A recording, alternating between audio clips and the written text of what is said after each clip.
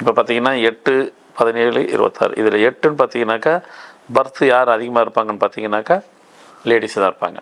ஆனால் அவ்வளோ இனிஷியலில் அவங்க படுற கஷ்டத்தை யார் பட்டிருக்க மாட்டாங்க, அந்த அளவுக்கு இருக்கும். செகண்ட் ஹாஃபில் நல்லா வந்துடுவாங்க. நம்பர் 5 அப்படின்னு செஞ்சு அதை வந்துட்டு உங்களுடைய பெண்டன் இல்லைனாக்கா தாலி கொடியில் போட்டுக்கலாம்.